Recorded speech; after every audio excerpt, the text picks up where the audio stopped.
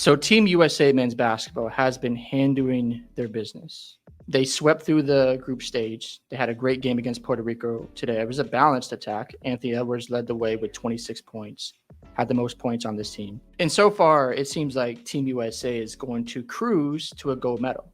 We'll have to wait and see on that part. Now, yesterday on Undisputed, there was a debate about what are the USA's chances to win gold medal, and Ric Bucher was a guest on the show. And Keyshawn Johnson gave his thoughts and said that the USA team is just going to cruise throughout the Olympics because of their overall talent and their star power. Well, Ric Bucher was irritated by his statements because these international teams are not bad. We forget in the 2021 Olympics, France gave them a run for their money in the final game. It was very competitive. So to act as if the international teams have no chance at all, in my opinion, is a little bit ignorant. And he did talk about how the FIBA rules are different. This is what Ric Bucher said. And he's not incorrect in saying that because it is different. You've got your 10-minute quarters. The basketball court is smaller. And on top of that, there's no basketball interference. You can tip the ball if it hits the rim. There's only 5 fouls before you foul out. So to act as if the USA is not going to have any competition whatsoever might be premature. Now, I think they're going to win the gold medal. I don't think any team is going to beat them based on what I've seen so far and how they're conducting themselves and just handling business. But you never know. Now, I want you guys to take a listen to what Keyshawn Johnson and Ric Bucher had to say, and I'll give you more of my thoughts. Yeah, the ugly American is very spooked right now. I'm very scared. I mean, USA is the I threat sense sarcasm. USA is a threat to themselves. Look, man, there's no team in international play that's going to beat the U.S. You may give you a quarter, and it'd be like, oh, they win a quarter. They may even win 2 quarters. But in the end, I feel they're going to still get boat races, many of the things that I said earlier. Yeah, Canada has a bunch of NBA players. That is true. Shea probably should have won the MVP. That's probably true. All of those things. Yes, Dylan Brooks can get under LeBron's skin and get 30 put on his head in a heartbeat by doing that. All that's true. I watched them play them opening night in Vegas. I watched it. I saw it with my own eyes. You told me, Skip, that Canada was like, well, we showed them enough, we're done. That's not true. They was out there really playing. Murray has been struggling. Has he? Okay, so it's not like all of a sudden he struggled just against the U.S. He's been struggling. In these games, maybe he needs Joker to play with him. I don't know, but I don't sense any give up, any letdown whatsoever when the Americans take the floor against any of these teams.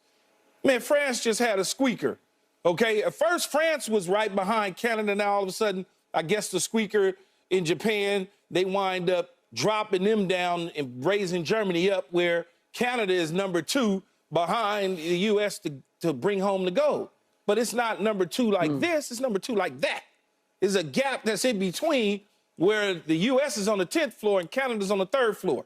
That's how big of a margin it is. And so I don't see where you get Germany based on having a few players, just a few players that play in the NBA and I'm not talking about superstar players.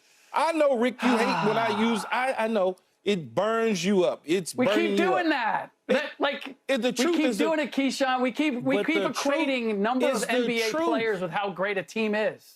No, not a number of NBA players. The top NBA players.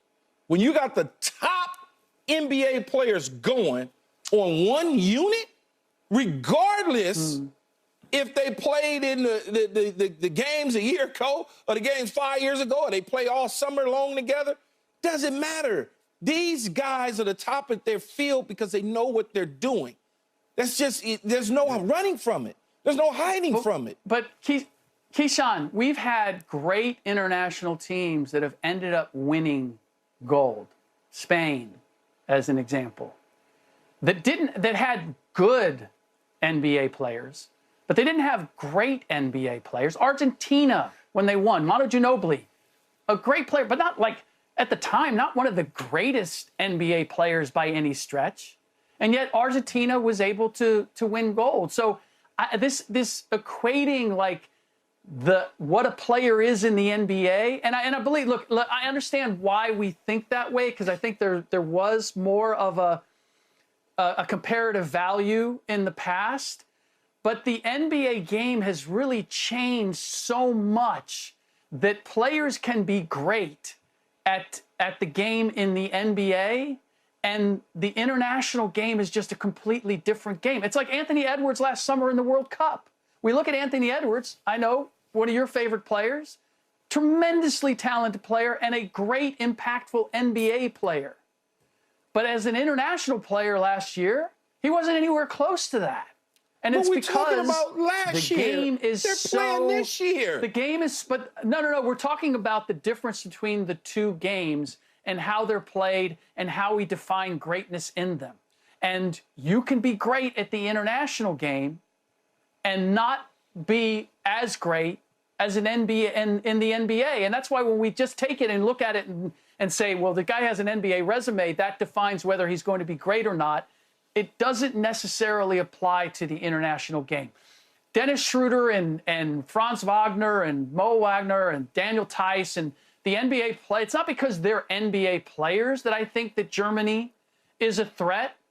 It's because of the way they're able to play the international game collectively. So as you heard in that clip, Ric Bucher was pretty annoyed by Keyshawn Johnson. Now, I don't take Keyshawn Johnson very seriously because he's known for his football analysis. And when it comes to his basketball takes, it doesn't always make sense to me.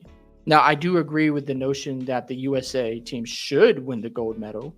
They've got the best roster, in my opinion. They've got the talent. So he's not wrong saying that the USA should win the gold medal. They should be the favorites. They have all this talent. You got LeBron James. You've got your Stephen Curry. You got your Jason Tatum. You got Joel Embiid, Anthony Davis, Bam Adebayo, Anthony Edwards, and the list goes on.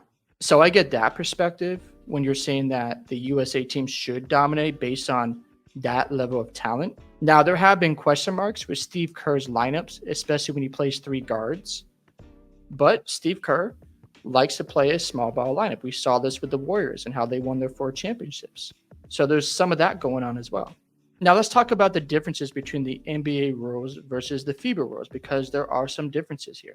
So this article written by Dwayne Rankin, he talked about how things are different between the NBA rules and the FIBA rules. And he talks about the differences between the 3-point line in FIBA versus the NBA. So in FIBA, it's 6.75 meters compared to 7.24 meters in the NBA. The next thing is the NBA players aren't allowed to stay in the 3-second area if a player is not actively guarding an opponent. In FIBA, players can stay in the lane as long as they want. So as you see here, when it comes to the 3-second rule, NBA players might be used to just guarding their man all the time. But when it comes to FIBA, you don't have to do that. You can roam around the paint. You have to worry about the 3-second rule. But when you have these tendencies, it might take some adjusting. And then, of course, you have the basket interference. In FIBA, players can knock or tap the ball off the rim once the ball hits the rim. You can't do that in the NBA. So let's just say Steph Curry shoots a 3, it bounces off the rim. The center of the opponent can just go up and tap it, and there's no goaltending called.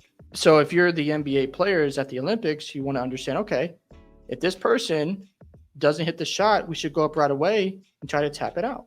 Obviously, that can be an adjustment because you're not used to that. You're used to watching the ball bounce off the rim and get the rebound.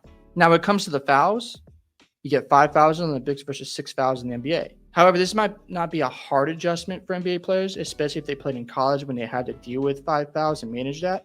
So that can't be too hard for them to get used to. And then you look at court dimensions in international versus NBA, the court is smaller in FIBA. When it comes to your timeouts, you only have 5 timeouts in the Olympics. You get 2 in the first half, 3 in the second, and teams can only use 2 timeouts in the last 2 minutes of the fourth quarter. So obviously there's some adjustments there. You want to make sure you use your timeouts appropriately and make sure you save them towards the end of the game, especially if the games are close. When it comes to the NBA, you just have 7 timeouts. You can take them whenever you want. There's no specific rules there. So as you can see, there's a stark contrast between FIBA and the NBA. And for Keyshawn Johnson to just totally ignore that and act as if these players are going to just adjust immediately is very ignorant in my opinion. So I get why Ric Bucher was annoyed by Keyshawn Johnson, because he's looking at it from an analytical perspective, and that's how he analyzes the game. If you watch Ric Bucher, he's very analytical when he's talking about basketball. And when you look at the rosters today that the USA has to deal with. You've got Wemby on France. You got Rudy Gobert. You got Nicolas Batum. You've got Evan Fournier. And you've got the young kid from the Wizards, Kola Bailey. I don't know if I said his name right, but he's got some potential in my opinion, especially with his length and everything else that he provides out there. You look at Canada, you've got SGA, who's one of the best point guards in the NBA. You got Lou Dort, who plays with SGA, Dylan Brooks, RJ Barrett, Kelly Olynyk, Dwight Powell, Andrew Nembhard. We saw how he did against Boston. He was straight cooking in that series. You've got Nickeil Alexander-Walker. We saw how his defense made a huge impact against the Denver Nuggets. And then going to the Germany roster, you got Franz Wagner and his brother Mo Wagner. You've got Dennis Schroeder. You got Tice and Bonga. So I'm not suggesting that the USA team is going to struggle against these rosters, but there is a possibility one of these games could be competitive. My biggest question at this point is just Steve Kerr's rotation, but I think the talent is just going to overwhelm these rosters. Could the USA team go through a shooting slump? Absolutely. That does happen to this team. But at the end of the day, I still expect them to win the gold medal. Hope you guys enjoyed this video today. I'd love to hear your thoughts on what Keyshawn Johnson had to say about the USA men's chances to win gold medal. Don't forget to like and subscribe to the channel, and I'll see you in the next one.